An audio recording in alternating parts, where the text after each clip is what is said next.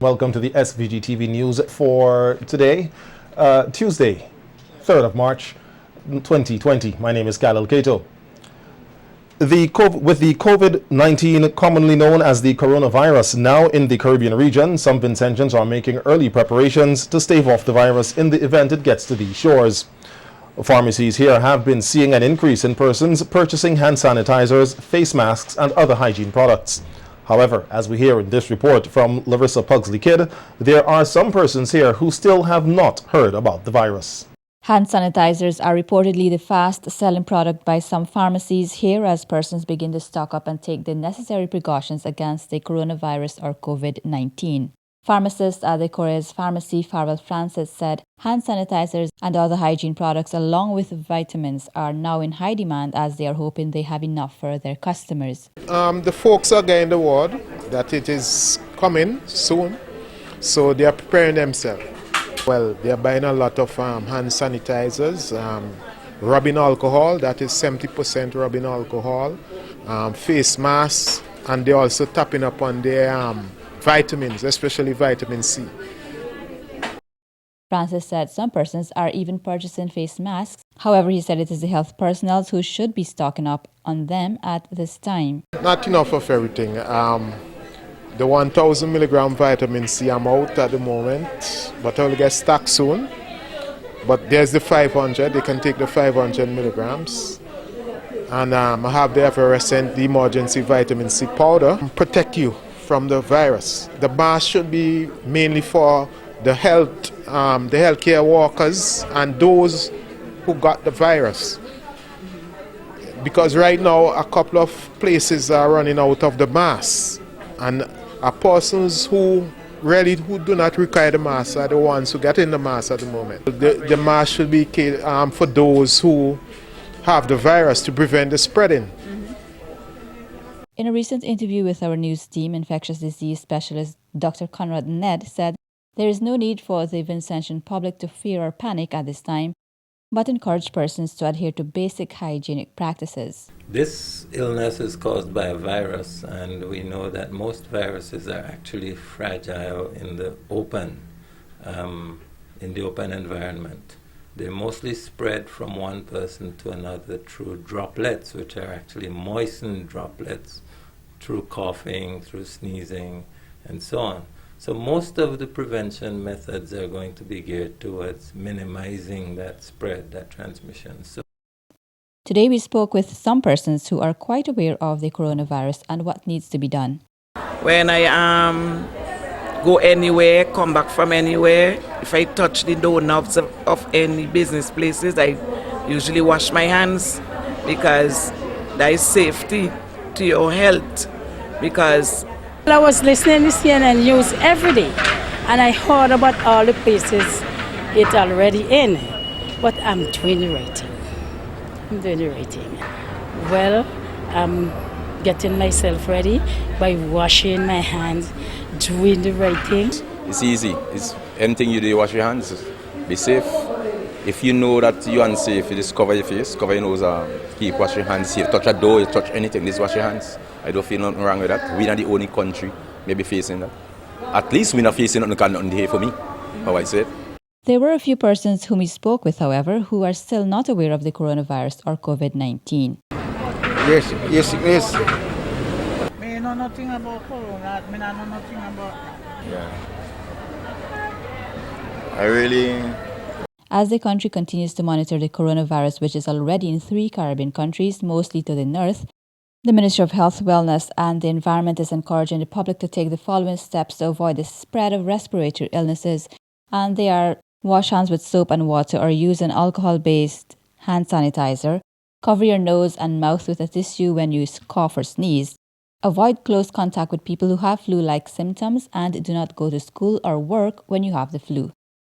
In the last update on the coronavirus issued by the Ministry of Health, it was noted that there have been no reported cases of COVID-19 in SVG, and that during the period February 7 to 27, 2020, a total of 20 persons were quarantined. To date, 17 persons have completed the 14-day period, including 3 persons who have tested negative for COVID-19, after 2 of them were noted to have low-grade fevers. 3 persons remain quarantined, having traveled from Japan and Italy, which are on the list of travelers to SVG who will be quarantined for 14 days. For SVG-TV News, Larissa Pogsley-Kidd. SVG's first female Governor General, Her Excellency Susan Duggan, has been given the distinguished title of Dame. A news release issued yesterday noted that Her Majesty, the Queen Elizabeth II, on the recommendation of Prime Minister Dr. Ralph Gonsalves, granted approval for the award of Dame Grand Cross of the Order of St. Michael and St. George to the Governor General, who was appointed on August 29, 2019. The Order of St. Michael and St. George was originally awarded to those holding commands or high position in the Mediterranean territories acquired in the Napoleonic Wars. It was subsequently extended to holders of similar office or position in other territories of the British Empire, to include men and women who hold high office or who render extraordinary or important non-military service in a foreign country, and can also be conferred for importance or loyal service in relation to foreign and Commonwealth affairs.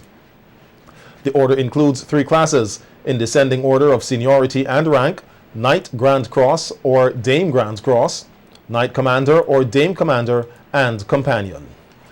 The Cannabis Cultivation Amnesty Act 2018 is now in effect. The long-awaited amnesty was among several regulations approved by Cabinet last Friday, February 28th.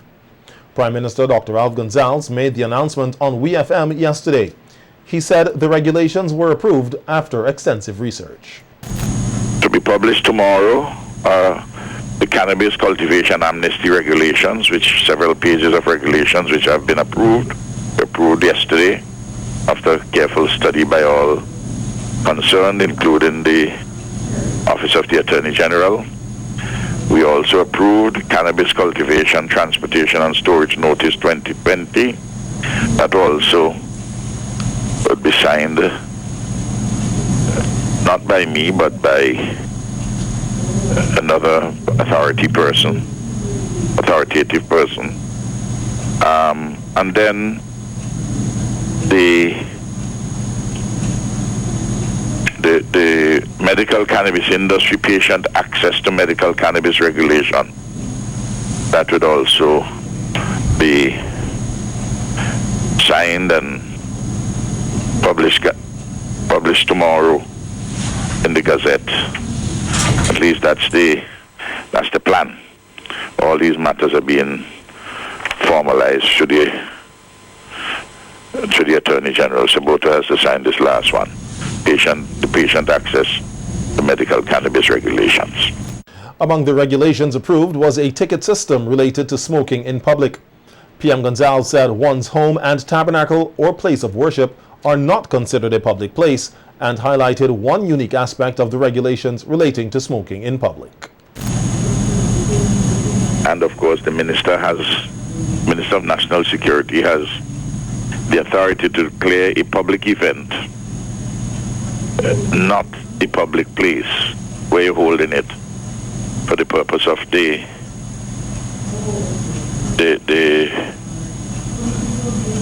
offense relating to smoking in public. Like, for instance, if you're having a Buju Banton concert at Victoria Park, proper representations made to me, and if I consider it as Minister of National Security, in all the circumstances proper, we could say that is not a public place for the purpose of this offense. You understand what I mean? Yes. Because, many of these events, there's routine smoking of marijuana. And the question is this: can you lock up everybody? Persons found with up to 56 grams can be provided with health information and the opportunity for counseling. The Prime Minister explained how this will work. Although having up to 56 grams, 2 ounces, is still a criminal offense. And if you're taken before the magistrate, you could charge $500. You could be charged up to $500. But if you're met with it, and the police says your own, and you say yes, it's yours, it's weed, He gives you this card. He doesn't arrest you.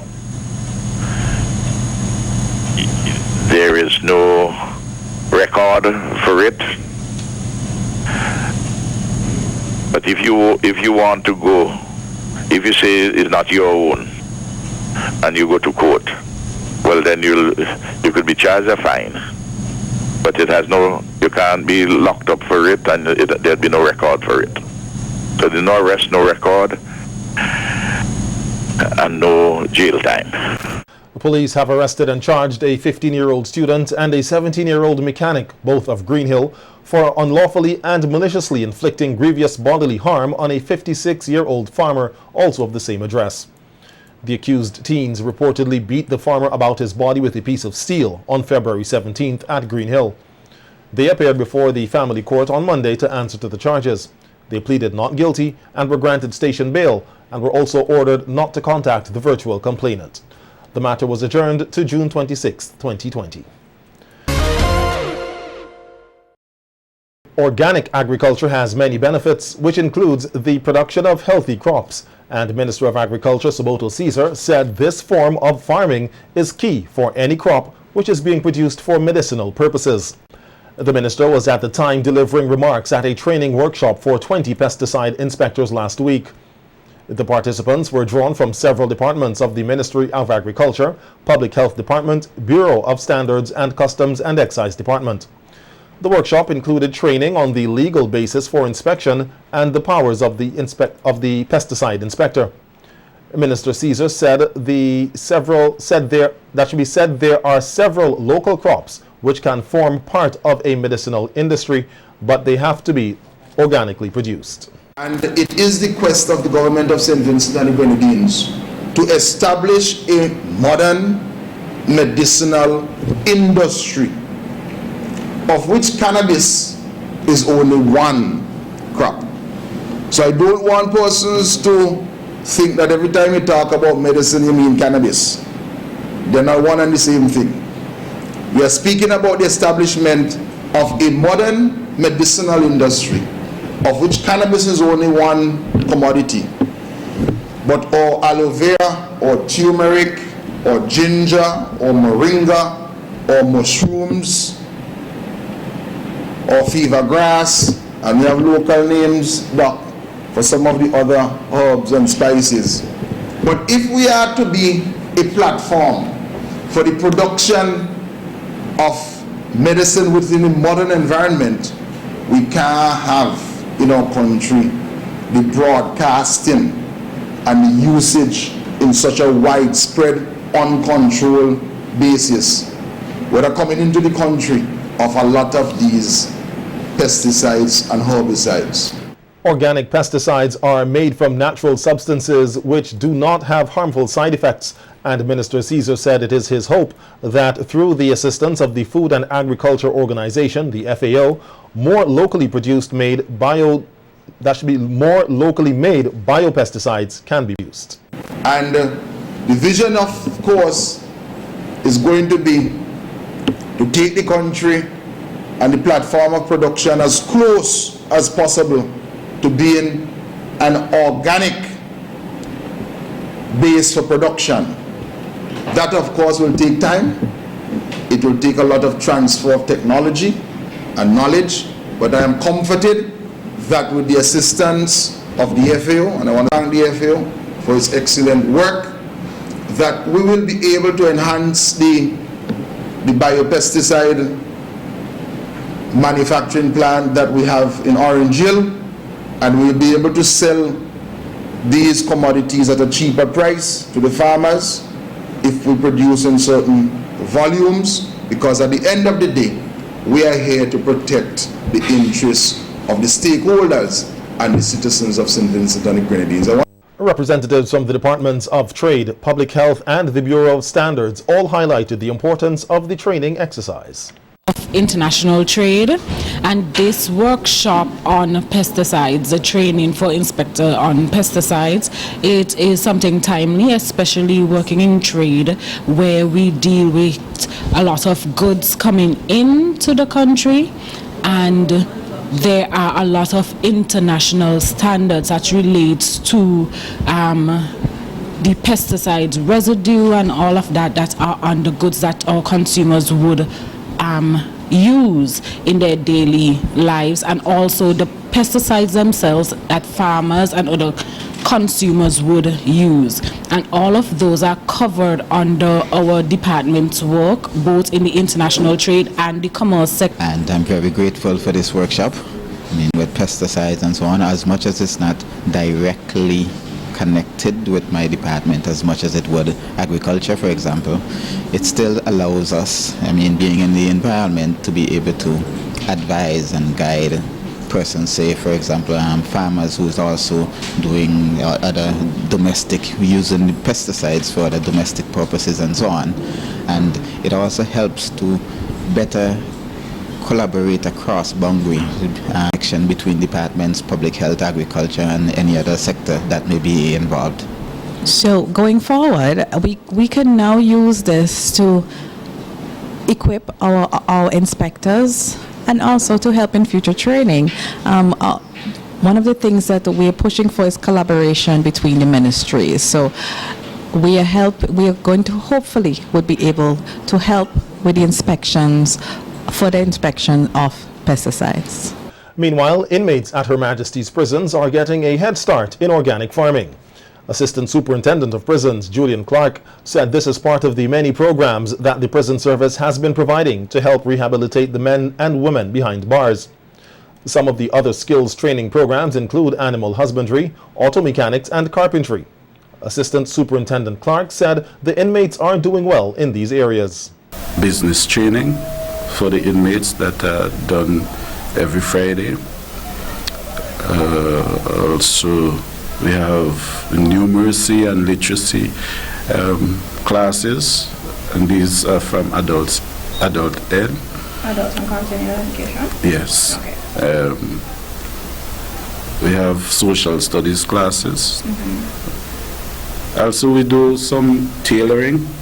There are inmates who are training tailoring, and they are doing well, as well as farming. This is our biggest area thus far, farming. Mm-hmm. Yeah, the inmates are exposed to farming techniques. We have people coming in, resource people from time to time to do training, and also in organic farming, which is what we're trying to target this year, and going forward we want to engage in much more organic farming. Mm-hmm. The Vetiver Grass program, which is conducted by instructor Vonnie Rudette, is said to be one of the most popular programs among the inmates.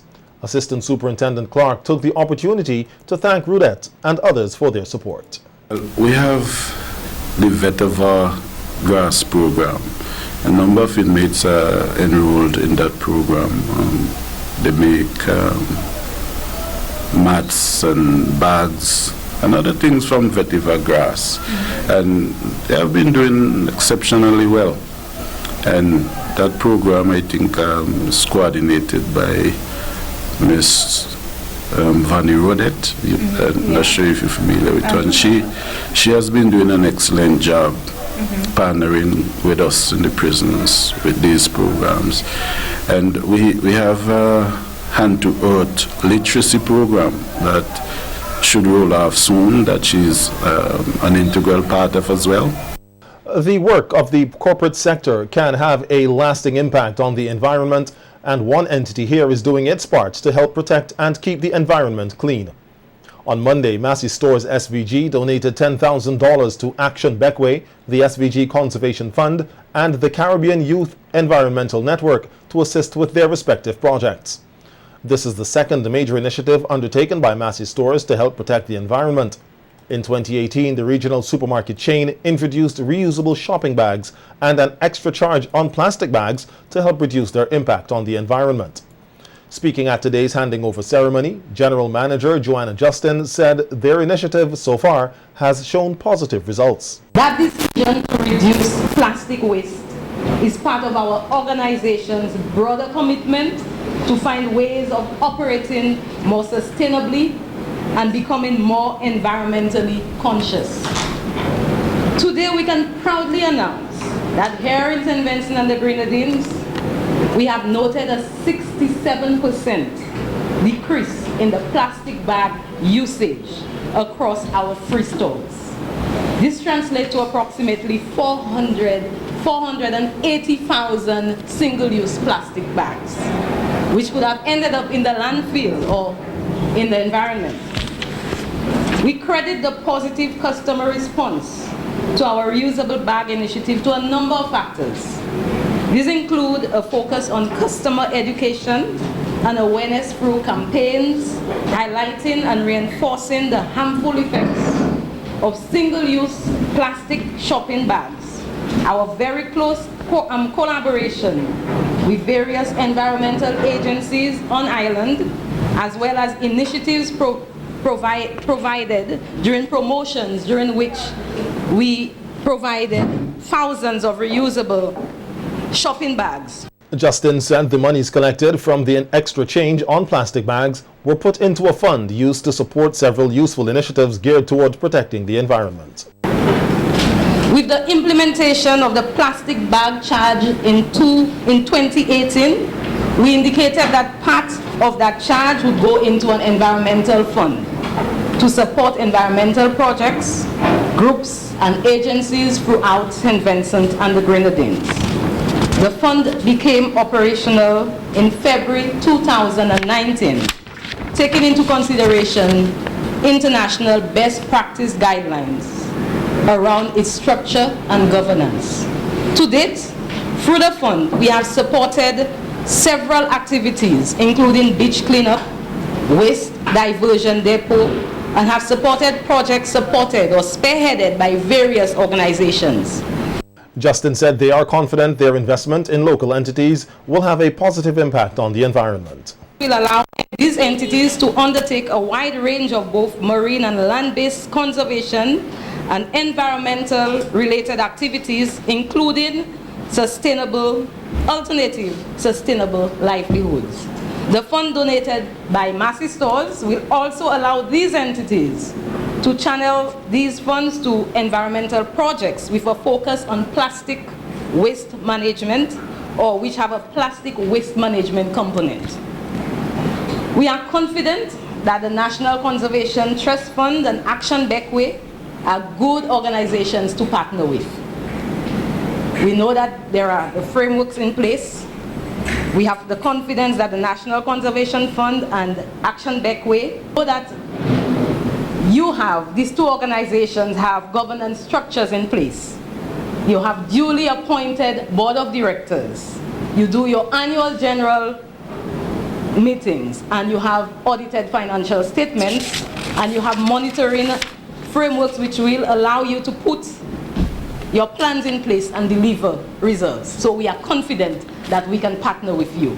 Representatives of Action Beckway and the SVG Conservation Fund took the opportunity to speak on the importance of their work on the environment. So handling glass bottles. So we have also purchased ourselves a 11-ton truck. No, not 11 ton. We bring up 11 tons of plastic bottles, just to give you an idea of the quantity, to Air Inc. in Camden Park, sometimes twice a week. And what period in time, David, was it that we counted we had already taken out of the landfill over 650,000 plastic bottles? That was in 2019. Right. In 2018, it was 400,000. Yeah. And that's an incredible number of bottles coming out of an island the size of Beckway. But our focus is on the conservation of biodiversity of St. Vincent and the Grenadines. And right now we are in the process of finalizing our first set of calls for proposals. So probably about early April we'll be giving out our first set of grants for projects throughout St. Vincent and the Grenadines. This first call of projects we would have about close to $350,000 to use on projects that will enhance the environment, both marine and terrestrial. So we're very excited about this, and we're very excited and thankful for the partnership with Massey, and we look forward for this partnership to be a long-lasting and fruitful relationship where all of us can work together to enhance St. Vincent and the Grenadines and make it a very more eco-friendly environment and more appealing to tourists and be brighter and greener. And our tagline is conservation for a greener future.